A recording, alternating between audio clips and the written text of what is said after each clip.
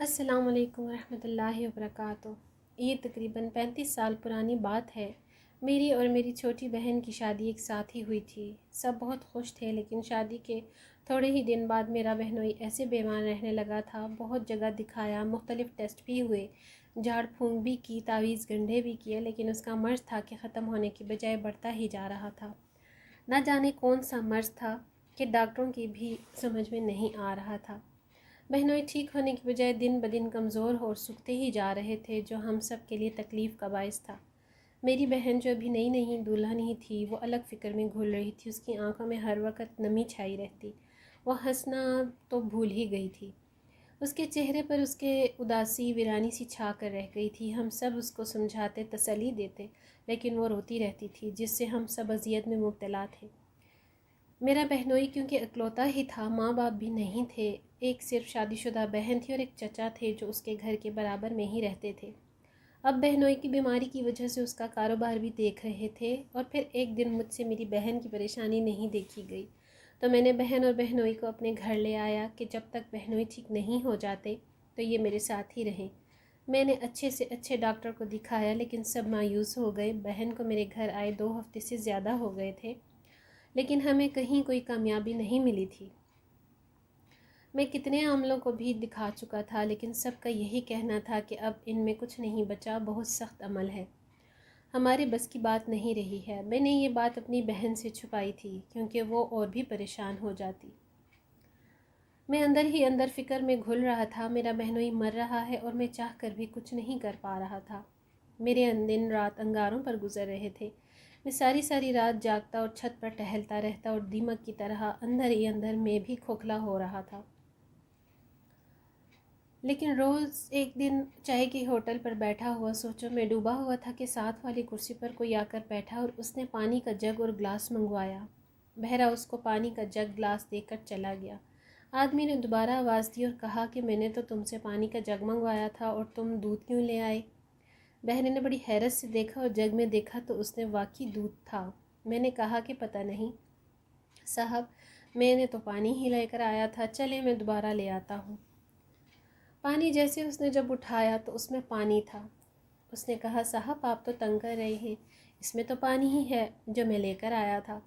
تو اس نے جگ واپس ٹیبل پر رکھ دیا۔ میری توجہ ان کی طرف ہو گئی۔ ایک عجیب بات یہ ہوئی کہ جگ بہرے کے ہاتھوں میں تھا تو اس میں پانی تھا، لیکن جیسے ہی اس شخص نے اس جگ کو ہاتھ لگایا تو وہ دودھ میں بدل گیا۔ یہ سارا کچھ میری نظروں کے سامنے ہوا تھا۔ میں نے یہ سب پہلی دفعہ دیکھا، اور میری آنکھیں حیرت سے پھٹی کی پھٹی رہ گئیں۔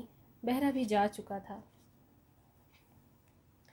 میرے کانوں میں اس شخص کی آواز آئی کہ پریشان لگ رہے ہو، کیا بات ہے؟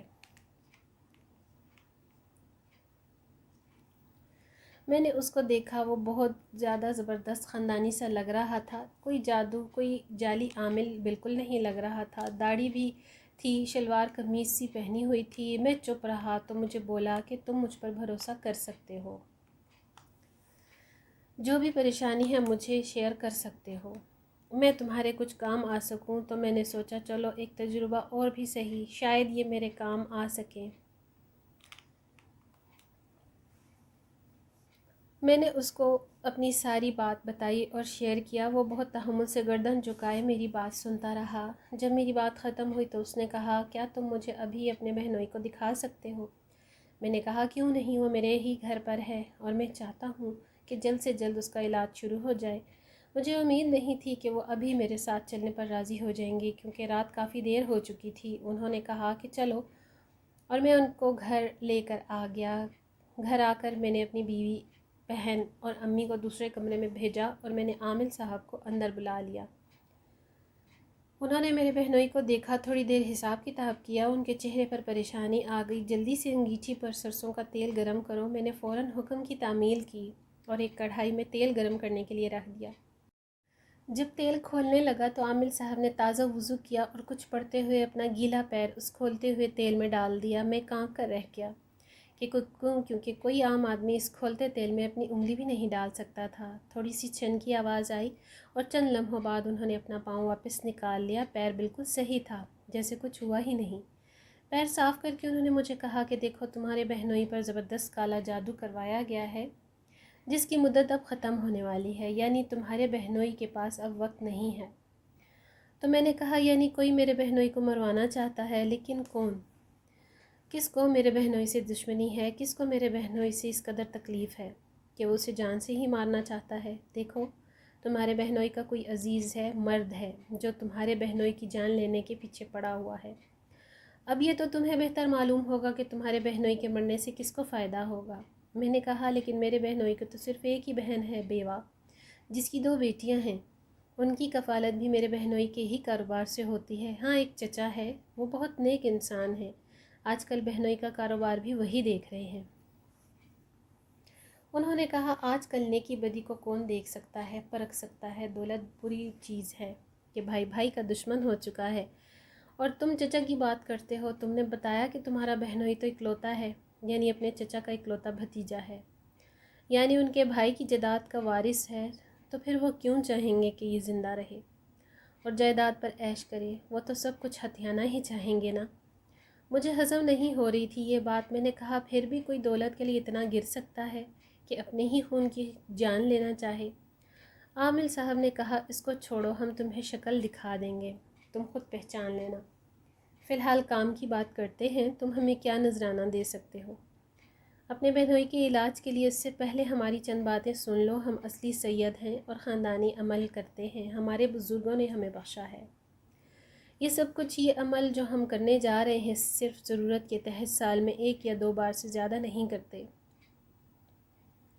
دوسری بات یہ ہے کہ تمہارے بہنوئی پر بہت سخت موت کی ہانڈی کا عمل کروایا گیا ہے، جس سے موت یقینی ہوتی ہے، اور تمہاری بہنوئی کی مدت تقریباً ختم ہونے والی ہے۔ کوئی بھی عامل اس کام میں ہاتھ نہیں ڈالے گا۔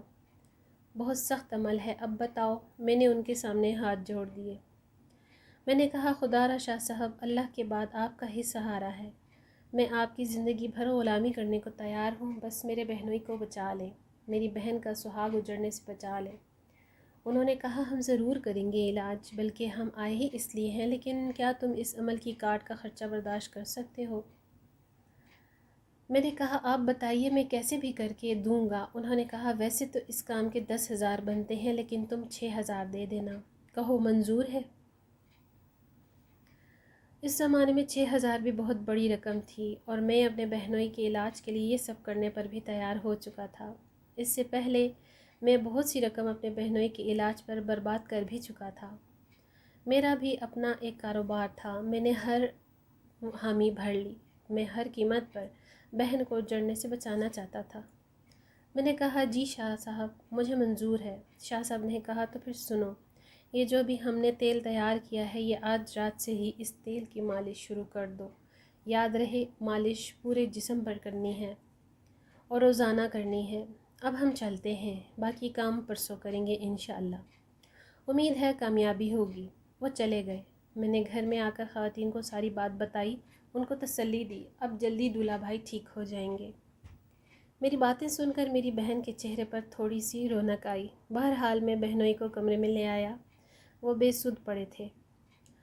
مجھے ان کی حالت دیکھ کر بہت افسوس ہوا، صرف چند مہینوں میں ہی ان کی کیا حالت ہو گئی تھی۔ میں سوچ رہا تھا، امی کہا کرتی تھیں کہ خون سفید ہو گئے ہیں، لیکن میں کہتا ہوں خون سفید نہیں، سیاہ ہو گئے ہیں۔ تبھی محبت، مروت، احساس کا کوئی ایسا رنگ انداز اثر انداز ہی نہیں ہوتا، اور ہم اپنے ہاتھوں سے اپنی بے حسی کے ہاتھوں تاریکیوں میں دھکیل دیتے ہیں۔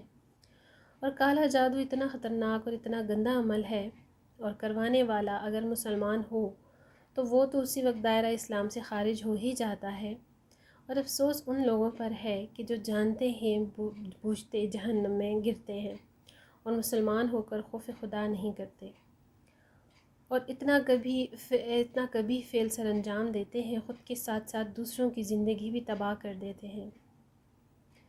دوسروں کی خوشیوں سے جلنے کی وجہ سے میں نے دروازہ بند کر کے دولہا بھائی کی مالش کی، اور 3 دن تک کرتا رہا۔ تیسرے روز وعدے کے مطابق شاہ صاحب خود ہی آ گئے، اور یہ دوپہر کا وقت تھا۔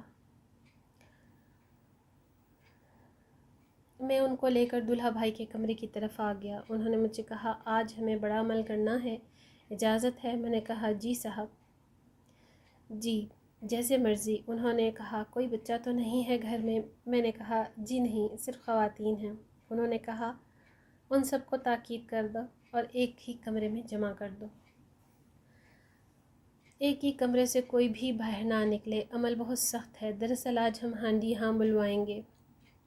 میں اندر گھر کی طرف چلا گیا اور سب خواتین کو کمرے کے اندر رہنے کی تاکید کرتا ہوا شاہ صاحب کے پاس آ گیا۔ میں جب کمرے میں آیا تو دولہا بھائی کمرے میں کھڑے تھے اور شاہ صاحب کچھ پڑھتے ہوئے ان کا حصار کر رہے تھے۔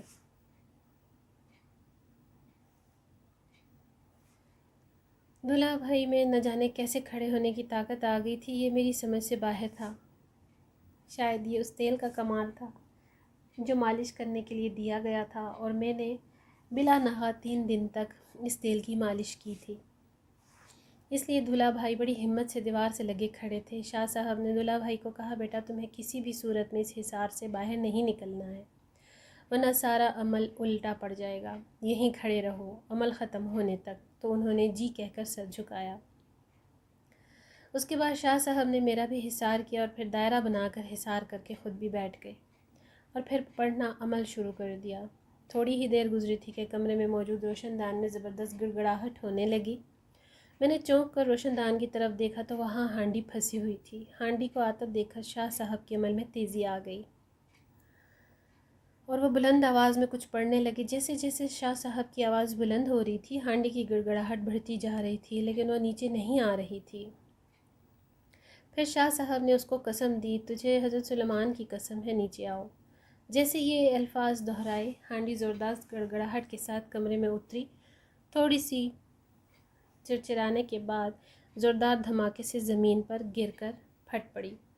اس کے گرنے کی آواز اتنی شدید تھی جیسے بم پھٹا ہو۔ ہم نے اپنے کان بند کر لیے۔ دوسرے کمرے میں موجود سارا سامان جو بھی کچھ تھا، نہ جانے کیا کیا چیزیں تھیں، سب بکھر گیا۔ قابل ذکر ایک چیز پتلا تھا جس پر دولہا بھائی کا نام لکھا ہوا تھا۔ میں حیران نگاہوں سے اس پتلے اور سامان کو دیکھ رہا تھا کہ شاہ صاحب نے مجھے کہا جلدی سے ایک بالٹی میں پانی لے کر آؤ۔ میں دوڑ کر پانی سے بھری بالٹی اٹھا لایا۔ شاہ صاحب نے بالکل سارا سامان اس بالٹی میں ڈالا۔ سامان سے بری طرح دھوئیں اٹھ رہے تھے اور اس طرح کھول رہا تھا جیسے چونا ابل رہا ہو۔ تھوڑی ہی دیر میں سب کچھ نارمل ہو گیا۔ میں نے شاہ صاحب کی ہدایت پر سب سے پہلے دولہا بھائی کو ان کے بستر تک پہنچا کر لٹا دیا، کیونکہ وہ بری طرح چکرا رہے تھے، تو اتنی بری طرح ہانپ اور کانپ رہے تھے جیسے میلوں چل کر بھاگ کر آئے ہوں۔ میں نے انہیں پانی پلایا۔ شاہ صاحب نے دولہا بھائی کو کہا بے فکر ہو کر آرام کرو بیٹا، اب کوئی خطرہ نہیں، تم بالکل محفوظ ہو۔ خواتین کے دل بھی دہل گئے ہوں گے، اب کوئی خطرہ نہیں ہے، تم بالکل محفوظ ہو، اللہ کے فضل و کرم سے تمہارے دشمنوں کے ارادے مٹی میں مل گئے ہیں، اب انشاءاللہ تم بہت جلدی سے صحت یاب ہو جاؤ گے۔ میں نے کہا شاہ صاحب آپ نے میری بہن کا سہاگ اجڑنے سے بچا کر مجھ پر جو احسان کیا ہے، میں اس کے لیے کس منہ سے شکریہ ادا کروں؟ تو وہ بولے نہیں بیٹا، میں تو وسیلہ ہوں اللہ تعالیٰ کی رحمت کا، اس نے ہمیں کامیابی دی، ساری تعریفیں صرف اسی کی ذات کے لیے۔ انہوں نے کہا اب یہ ہانڈی کا جو سامان ہے یہ رات کی تاریکی میں جا کر قبرستان میں دفنا دینا، اور بس ہمیں دعاؤں میں یاد رکھنا۔ شاہ صاحب کو میں نے ہدیہ نذرانہ دے کر رخصت کیا اور وہ پوٹلی جو شاہ صاحب نے باندھی تھی میں نے احتیاط سے رکھ لی۔ گھر کے سب افراد میں سجدہ شکر ادا کیا کہ اس پاک پروردگار نے شاہ صاحب کو ہمارے لیے وسیلہ بنا کر بھیجا، ورنہ اس موت کی ہانڈی کی مدت ختم ہونے میں چند دن باقی تھے۔ رات میں قبرستان جا کر میں نے وہ پوٹلی بڑی احتیاط سے گڑھا کھود کر دفنا دی۔ اتنے سال گزرنے کے بعد آج بھی جب یہ واقعہ یاد آتا ہے تو میرے رونگٹے کھڑے ہو جاتے ہیں۔ یہاں یہ قابل ذکر بات ہے کہ میرے بہنوئی کی طبیعت استعمال کے اس کے فوراً بعد ہی سنبھلنے شروع ہو گئی تھی، اور اب وہ ماشاءاللہ بالکل مکمل طور پر صحت یاب ہے۔ یہ ایک الگ داستان ہے کہ انہوں نے اپنے چچا سے کس طرح جان چھڑوائی۔ ویڈیو اچھی لگے تو لائک اور شیئر ضرور کیجیے گا۔ اپنے حاسدوں سے دور رہیے، حاسدوں کو پہچانیے، دوستوں کو پہچانیے، ہو سکے تو سب کے ساتھ نیک عمل کیجیے، دعائیں سمیٹیے، سب کا بھلا کیجیے اور اپنا بھی بھلا کیجیے۔ اگلی ویڈیو تک اللہ حافظ۔